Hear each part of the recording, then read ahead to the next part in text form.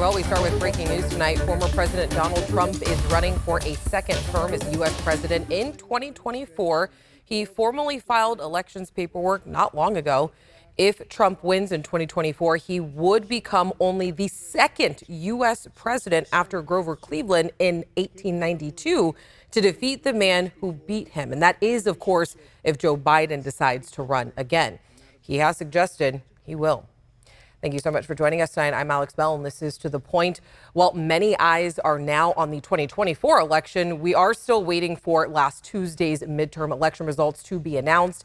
Control of the U.S. House could come down to what happens in California, and we are continuing to watch 3 congressional races right here. So in Congressional District 13, which includes the areas of Patterson, Newman, Madera, and Merced, Democrat Adam Gray is now ahead of John Duarte by 415 votes. Yesterday, Duarte was just ahead by 84 votes. And then in the race for Congressional District 9, which includes most of San Joaquin County, Democrat Josh Harder remains in the lead over Tom Patty. Josh Harder continues to have a 56% of the vote so far. And then in the new Congressional District 3, which includes large parts of Nevada, Placer, and El Dorado counties, Republican Kevin Kiley continues to lead Democrat Kermit Jones with 52% of the vote. More numbers were released today, and Kermit Jones did receive more of the vote, but he still trails Kevin Kiley by more than 10,000 votes. So counties are still in the long and thorough process of counting all of those ballots. Many people have been asking, why is it taking so long to count ballots in the Golden State? And when could we see the final results? When will the races be called? So Van 2 gives us an update on where we're at right now, because Van, this is not something new this election, is it? Yeah, and this election process in California is very different compared to many other states. Tonight marks 1 week since election night. Can you believe it? It also marks the deadline for ballots postmarked before November 8th to get to their local election offices. We were in Auburn today to get a look at the ballot counting process in person in Placer County. On election night, some voters in Placer County faced some obstacles with snow dumping in the Sierra. County workers and poll workers working hard to clear walkways to polling sites and driving through dangerous conditions to deliver the ballots over the summit to Auburn. Since election night, workers have been processing ballots. It's not so much a race. Their mission above all else is accuracy and transparency. So if people are concerned that it seems like it's taking a long time for this vote to be announced, come down and see what we're doing and see the process that we have here. Ryan Ronco, the registrar of voters for Placer County, says voters are welcome to observe the election process. We want to make sure that people understand that this is their process. It's not my process. It's not the state's process. It's the people's process. In Placer County, voters have the option to cast their ballot through a traditional polling site, but also received a mail-in ballot. So we have to go through a very exacting process of making sure that that person not only didn't vote here in Placer, but also didn't vote anywhere else in the state before we can be able to count a ballot. And that oftentimes means more of a wait compared to elections past or elections in other states. And another important deadline, Alex, ballots that got sent to the wrong county have until tomorrow to be redirected to the correct one. So in Placer County, for example, officials tell me that ballots that were meant to be for Sacramento County are actually being hand delivered by teams of 2 in order to ensure that those ballots are counted. And part of the process, too, is working through getting those envelopes and comparing signatures. I mean, there's a lot that they have to do. Yes, absolutely. So if a signature is missing or doesn't match what the county has on file, it will be challenged. So the voter will get a notification on how to cure their ballots. And also, all counties in the state have until December 8th to submit their official results, Alex. All right, Van, thanks. We appreciate it. All right, fast food workers across California went on strike today because opposing groups are gathering signatures to overturn a law that the governor recently signed. So back on Labor Day, Governor Gavin Newsom signed AB 257 to regulate fast food industry working conditions and also push minimum wage to as much as $22 per hour next year. The head of the California Labor Federation told us today that fast food workers are standing up for what they worked so hard to pass. A lot of these workers have withheld their labor. They're not going into work because it's so important to them. They earned this bill. This is an attempt by these massive corporations to undo the gains that workers built for themselves. Save Local Restaurants is the name of the group that is gathering signatures to overturn the law. The group sent ABC 10 a statement saying, in part, nearly 1 million California voters have already voiced their concerns with the FAST Act, which could raise food prices by a 20% margin at a time of record inflation, cost thousands of jobs, and force the closure of local businesses. California voters should have a say in whether they shoulder the burden of higher prices and job losses this law will cause. And the federal government is also weighing in on this. The U.S. Chamber of Commerce says, quote, California's AB 257 could radically change the way the franchise industry operates in the state and could ultimately price small business owners out of the market. And speaking of jobs right now, the Sacramento City Council is discussing an appeal to a plan that would put a Costco in Natomas. And the plan was approved last month, but an attorney from Davis has raised concerns about the environmental impact of this store. And Luke Cleary has been following this. And Luke, this has been a highly anticipated project for the area, right? Yeah, that's right, Alex. And we're actually monitoring the city council meeting right now. They've been in a long public comment period. They're nowhere near this agenda item just yet. But you spend some time in Natomas speaking with people, and for the most part, folks are pretty excited by the prospect of having a Costco essentially in their backyard.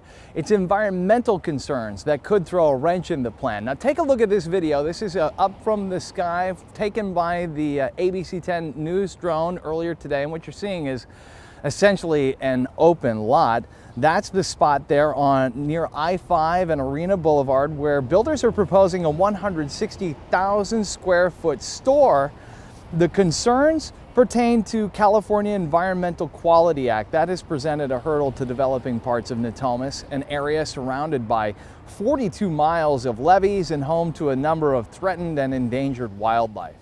We spoke with the president of the North Natomas Community Commission, who says most residents here just want to know when the store will open. Such an exciting thing. I mean, the discussion has really been vivid and eager to have the Costco. I can't tell you how many times people ask me, when is it going to be built? When is it going to be done? And the appeal was filed again by an attorney from Davis who focuses on these environmental cases. He's representing a resident who lives nearby that site in Natomas. Costco, meanwhile, had planned on trying to open this store by the holiday season of next year. What happens inside the city council will probably help determine whether or not they can remain on track. We're going to be continuing to monitor this meeting as it continues, and we'll bring you any updates as warranted. But for now, back to you. All right, Luke, thanks. All right, after the break, a family home in West Sacramento has been saved. The family sharing their story first with To The Point after learning the Big I Street Bridge project might mean the demolition of their home. So we'll share what happened when we come back. A few weeks ago, we first brought you an exclusive story here on To The Point about a family who was fighting to save their home after finding out the new plans for the I Street Bridge would have demolished it. So here's what a family member had to say then. And it's odd, it is perplexing that I have to beg my community, my government, for a home that has been ours for 80 plus years. So last night, there was a community meeting about the I Street Bridge project. Devin Truby was there to get an update about the fate of that home in West Sacramento, and she broke the news to the family last night. Here's a look at the new I Street Bridge that'll also have walking and bike access. And this is the family home at 213 3rd Street. It's been standing for 80 years, long enough for these sequoia trees to tower over West Sacramento's Broderick neighborhood. But it was all at risk when plans for the new I Street Bridge showed an access point running straight through the multi-generational family home. Current plans that we have right now don't require any residential properties that have been developed to be acquired. With this alternative being found, why was this not the original plan? SB 743 kind of changed that a little bit, and we're able to look at not just level of service and moving traffic quickly, but what's good for the community. New laws meant less constraints than when the plans were first established in 2019. After 7 weeks of fighting, fourth-generation owner Mike Sanchez can finally have a small bit of relief. ABC 10 was the first to break the news to him of the altered plans, saving his family's home. This means the continuance of our family history. It means keeping our home. It means having a place to go home, to wake up to. And it means that a fifth and maybe a sixth generation will continue at that home. The family isn't against the project, they just didn't want to lose their home. Others in the community share in the desire for a new bridge. Matthew McDonald worked on the Golden Gate for over a decade and says the new designs are great. It needs it for the traffic, and then they're going to convert the existing bridge into a multi-use top deck. These new plans still have to be approved by City Council on Wednesday night, and the final design phase goes until 2024, so there's still time for things to change. But we spoke with the acquisition firm that says all property owners will be individually notified, and they'll meet with those folks in 2023. But they said all the properties that are going to be acquired are vacant lots. Happy day for that family. All right, coming up after the break, a local musical that's been performed by high schools around the country is coming to HBO. So coming up next, we meet the educators making their big break. A homegrown local high school musical is hitting the big time, and soon you'll be able to see it featured on HBO Max. And Becca Habegger has been following this story and its impact since 2019 and caught up with the creators after a big New York City premiere this past weekend.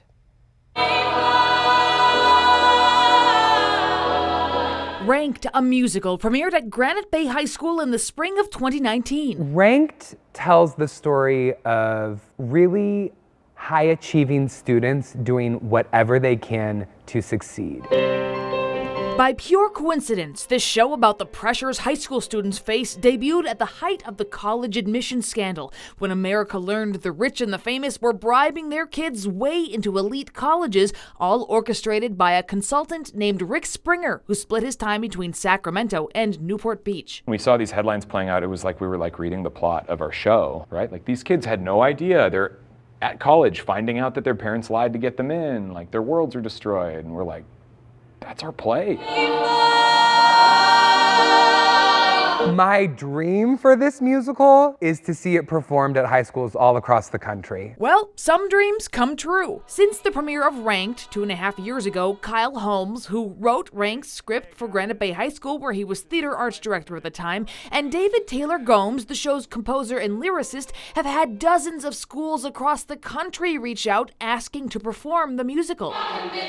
The growing popularity of this original musical caught the attention of documentary filmmakers who captured the rise and pivot of the performances. This documentary follows a school in Cupertino, California, Ripley, West Virginia, and in the Bronx, as they're all working on their own productions of Ranked. And then COVID happens and life happens, and just this beautiful look into their lives. I caught up with Holmes and Gomes overlooking Times Square in New York City this past weekend after they attended the premiere of their documentary. It was such a unique and interesting experience for us to have someone making art about our art. It's such a gift for us to see into all of these lives of these kids performing Ranked. We got to actually meet the students who are featured in the film who've been performing our show, but we've never met them before. Yeah. So it was cool to meet the kids. It almost felt like meeting, so like we were all like, oh my God, we're celebrities. Like, we're meeting each other, because we knew so much about each other,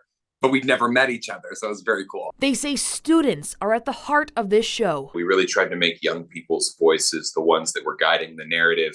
And I think what Annie and Ricky have done with this film is the same thing. They center the students, they center the young people, and it's their lives and their perspectives and their stories that are kind of guiding the documentary. And I think that that's very rare, and I think it's very special. I can't let the pressure stop me. I still have to live my dreams. Theater, it gives me hope.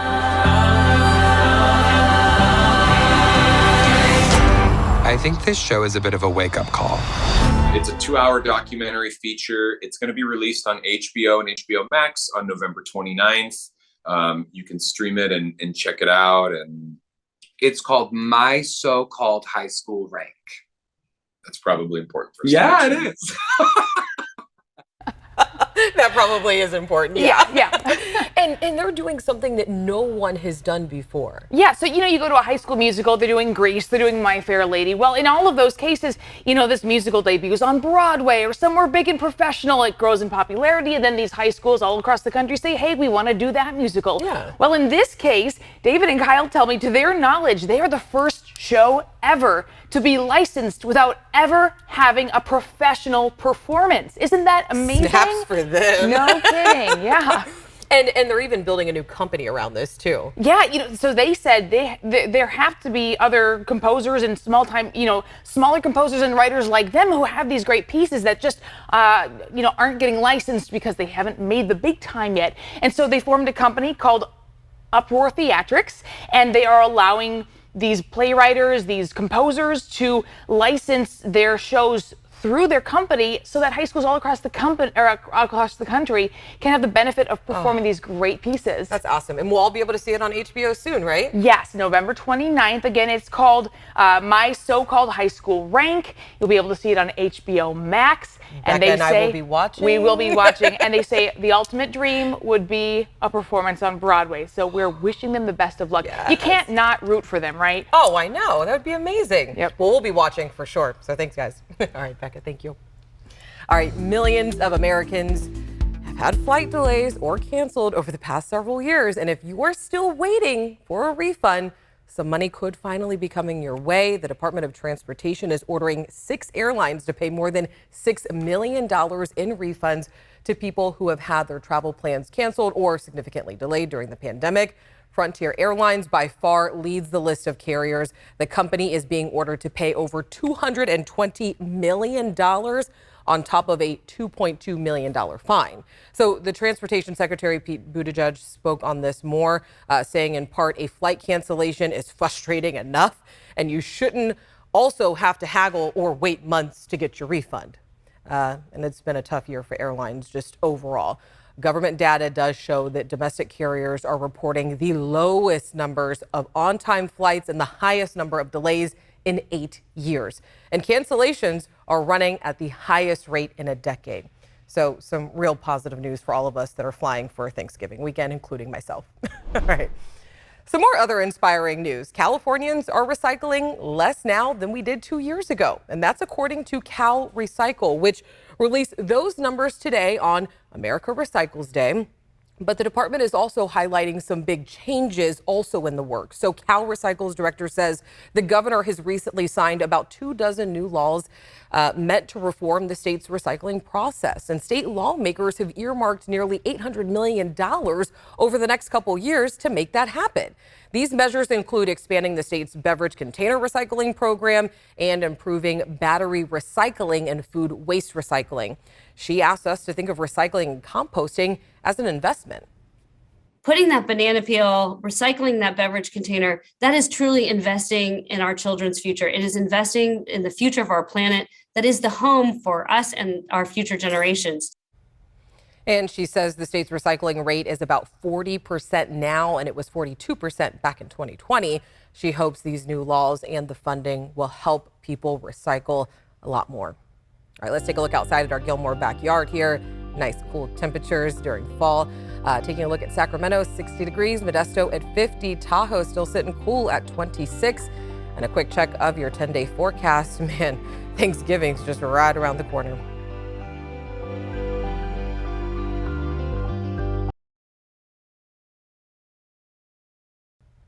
So nearly 700,000 people in our area go to bed every night not knowing where their next meal will come from. And this is exactly why ABC 10 and Wells Fargo are coming together once again for the 3rd annual Stand Against Hunger. So now through December 18th, the Stand Against Hunger campaign is raising money for 7 local food banks to help feed people in need this holiday season.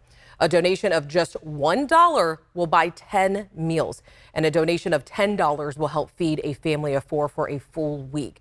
So for a list of participating food banks and how you can help, all you have to do is just text the word hunger to 916-321-3310.